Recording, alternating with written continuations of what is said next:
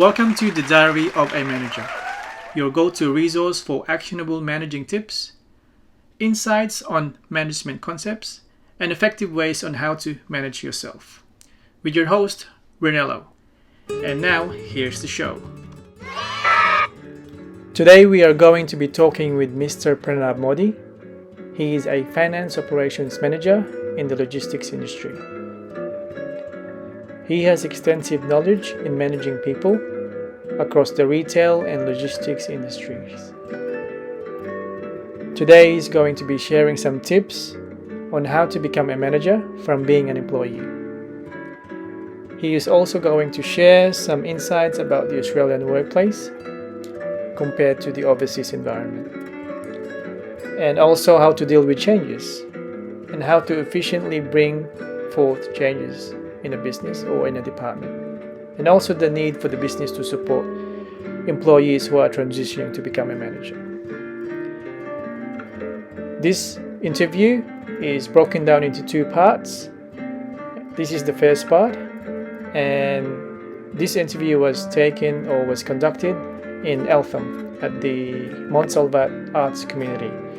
So bear with us if there are some noises in the background. And now, here's the interview.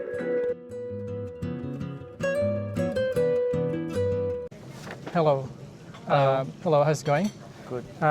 So this episode the whole channel is actually about helping new managers transition from being an employee to become a manager. Because I've noticed when it happened to me, when I transitioned from being an employee to become a manager, there were a lot of things I have to go through, and I didn't find any resources online that would help me, what to look out for, what you need to do in terms of shifting your mindset from being an employee to being a manager. And hopefully with the episode today, that will help listeners out there or viewers out there in terms of particularly people who are going to this stage.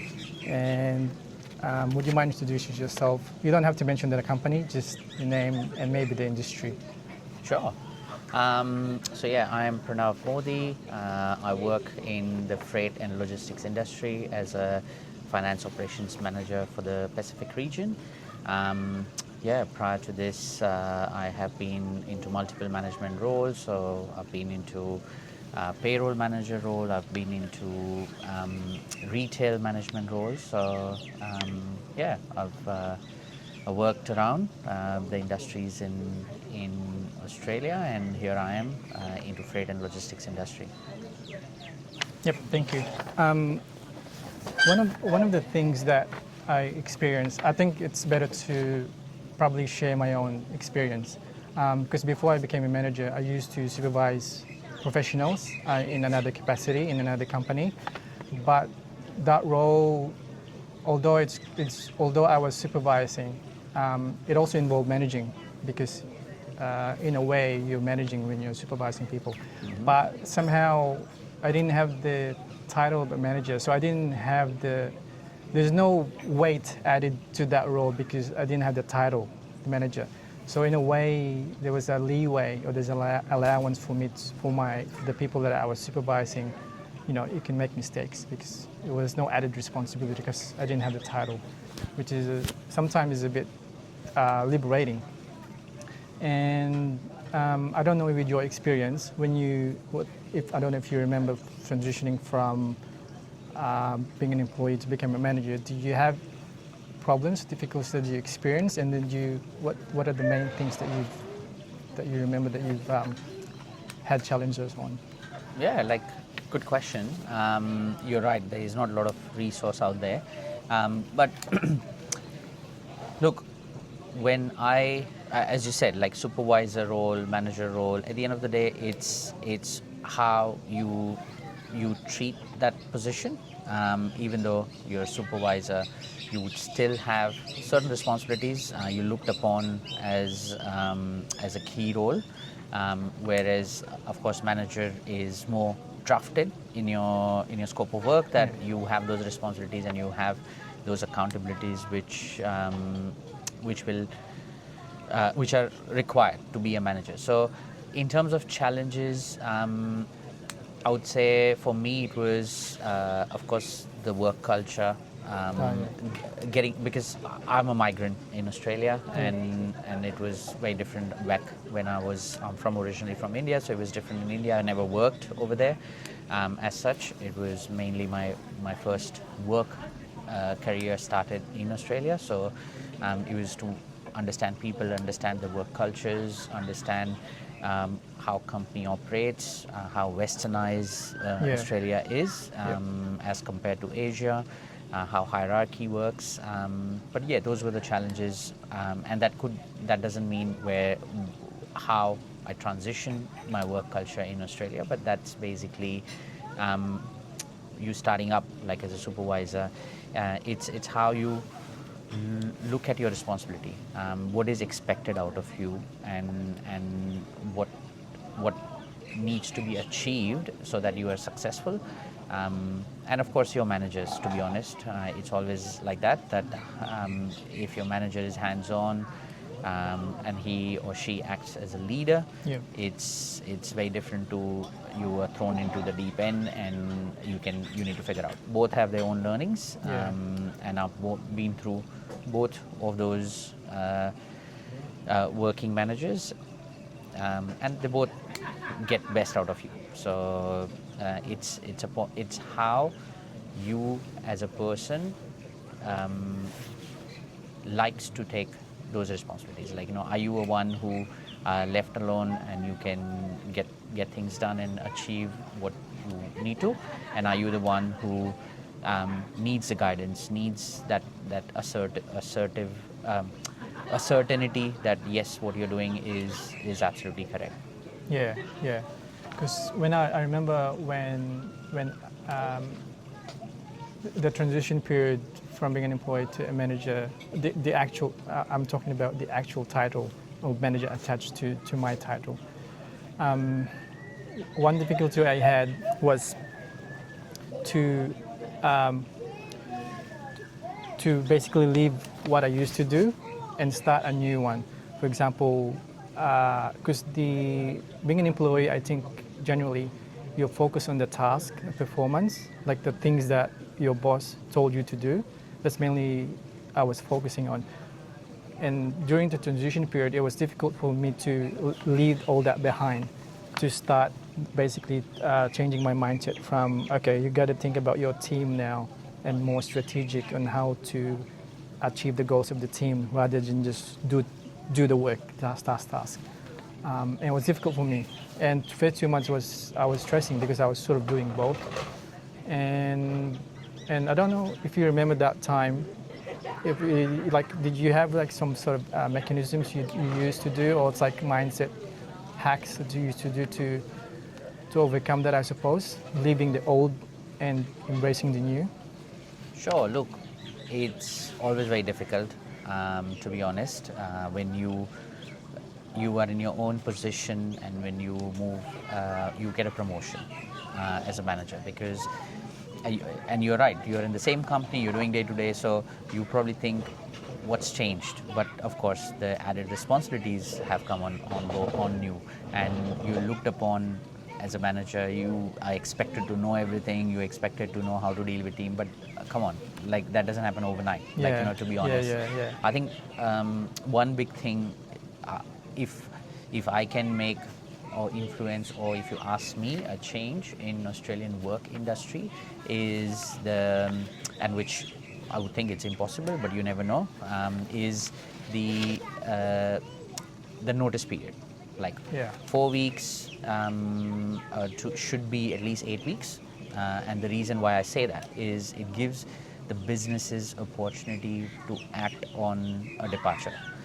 Because right now, when you're stepping into as a promotion within the same company, what happens is, okay, you're the person you're moving into as a promotion is decided to leave. Okay, you go through all the interviews with for that position XYZ, and you get selected or you're hired in that position. But what's next? Your role is empty. So you were doing what you just said, that you were doing what you were supposed to do also you were supposed to now take on the management responsibility, and in the meantime we are still recruiting. It takes time. Everyone's got a 4-week notice, so there is not enough leeway for that to. There's not enough room where you have a shadow. That okay, well, I have someone in. I'm gonna train this person and I'm gonna move on. So that definitely makes you feel like that, challenging. And also you are now you have been working in your supervisor or senior position for so long time. For you to come out of it, it takes time. Like if you ask me, when I moved into the new role as a manager, I'm still, or if you ask me till date, there's a lot of things which I need to learn, because you've never been through that, or you never know. But yes, finding the solution for it is not by doing it, by thinking strategically whether how can I make sure this happens and what's the best how is the best way to do it. Is to find that efficiencies and approaches. This we've been doing this, it's not working, or it's working, but how can we make efficiency in there? What is it to be changed? Because people hate change. Generally. I mean, I wouldn't say hate, but people get uncomfortable with change, and it takes time. Change is inevitable. It happens every day, every minute. It's just how you adapt to it. So what your question was, how did I overcome that, or how do you work through that, is basically time. Like, give it enough time, understand the process.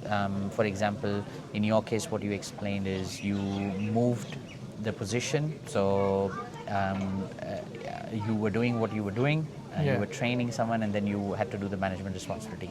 So you need to give it time. It's about, then it becomes not that how quickly you can change it, then it becomes how efficiently you can bring that change. And it could be 1 month, or it could be a year, or it could be 2 years. It takes time. It absolutely takes time. And businesses needs to support. If the business has decided to do an internal promotion, they need to also support in making that happen. Yeah, because I think, because I noticed that all the stories that I've heard, and even I observe in other companies, that normally the best employees or the best operators in a department get promoted. And I think more often than not, what happens is that they promote the best performer in the team or in the department, and then the company or that department didn't give enough training or leadership training or management training to the employee in preparation for that role. Do you think that the preparation should start before being a manager, or you can just get away just doing the training while being a manager? Look, it's a challenging question and an interesting question, because how many trainings you do, how many studies we do, you would only learn when you are into the situation. You would only be able to implement those. So yes, absolutely, trainings do work wonders. Fresh trainings do work wonders. So even though if you're not as such a leader, but a leadership training always helps to think that any action I'm going to take is going to impact, and what impact it's going to have. So that absolutely does make sense, that there's extended trainings and whatnot. But I would say it's always the on-job experience. On-the-job training, On the job, while you're doing it, learning, and how quickly can you learn. And if you were being offered that position or responsibility, I'm sure your manager, most of the businesses, 98% times have thought that yes, this person can do it. It might take different time frames, and they need to believe in you and trust in you, and they have done that by offering you that position. So definitely, I know in day and age we all say, well, does qualification really matter? But to an extent it does. Like, it matures you for that particular field. Like, as much as I love being a doctor, I cannot be a doctor without studying as a doctor. I have studied about the doctor. So similarly, as much as you want to be a leader, it doesn't mean if you don't study, you cannot be a leader. Like you would see in the world, like there you can be a fantastic worker, you can be a fantastic doctor, but that doesn't mean you can be an amazing leader or a manager. Yeah. That only comes with education. It comes with training, and then of course that 20% leap you will have from all your studies, your learnings, is when you are on job, on that task as a leader or a manager. Yeah. So what do you think about, because there's a tendency for companies to promote the best performer, right? And 90, I would say that 99% of people, if the company approaches them, okay, you're the best performer, can we promote you as manager? Normally 99% of the time they would say yes. But in reality, there's actually, being a manager is a totally different, you need totally different sets of skills, right? Not just professional. If you're an accountant, you're a good accountant, but when you become the manager of that accounting department, that's a totally different skills. And I mean, I've seen most finance people are introverted, and I've seen finance managers in other companies having struggles, sometimes challenges in managing a team, because they used to be the best performer as an individual in the department, but when they became a manager, it was difficult for them.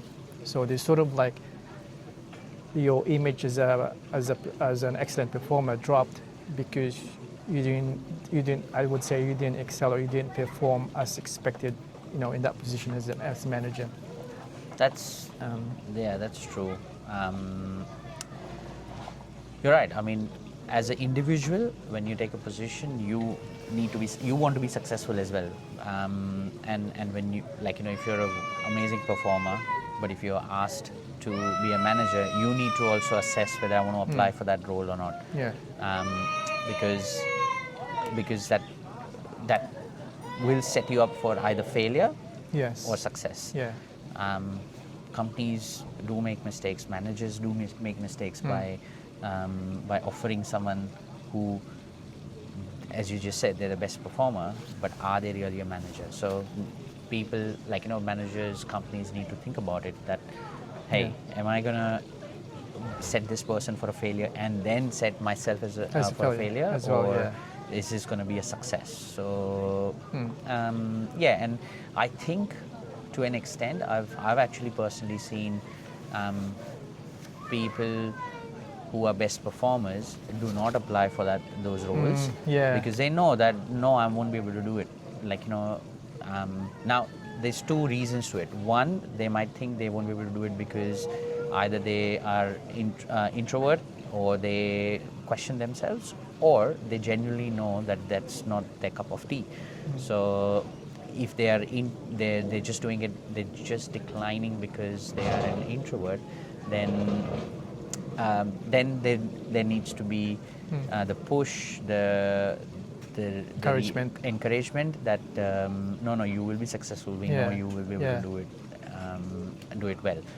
So there's a bit of analysis to go through with it. So there's also an element of the boss. If the boss can see, okay, you got potential, I think you can do this. So there's also an element of the mentor basically. Absolutely, Because with my case, I decided to accept it, because for me, I see it as a challenge. Because if I want to improve, because I see it as not just an improvement, not professionally, but also as myself. Because I find that when I challenge myself, when I accept new projects and new challenges, it drives me. It moves me to places that I haven't been to before. And for me, it's exciting because I'm trying to, I'm learning new things. I realized, oh, actually, I could do this. I didn't know that I could do this. But because you accepted that challenge in the first place, then you're able to go to that next place, next level, which I think which is one thing to consider for listeners to think about. Maybe you are an introvert, maybe you don't like challenges, but sometimes it's worth taking the risk just to see where your potential is, basically. Because unless you accept something, then how would you know that you could do it? Exactly. And I think many people just, I mean, some people try to stay within the comfort zone, bubble zone, and I think that's a danger, because I think that's where the learning stops. And it's important to actually, well, I'm not saying that you should accept all challenges, but I think it's up to you.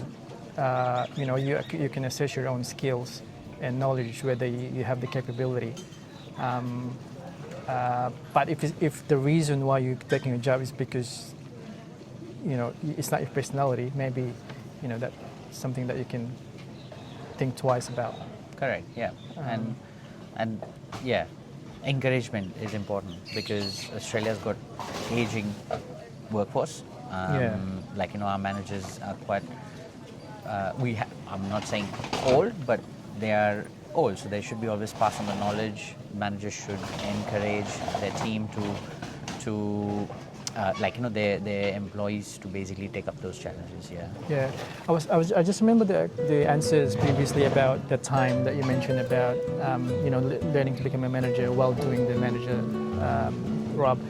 job. So my name is Rel, and welcome to the Diary of the Manager.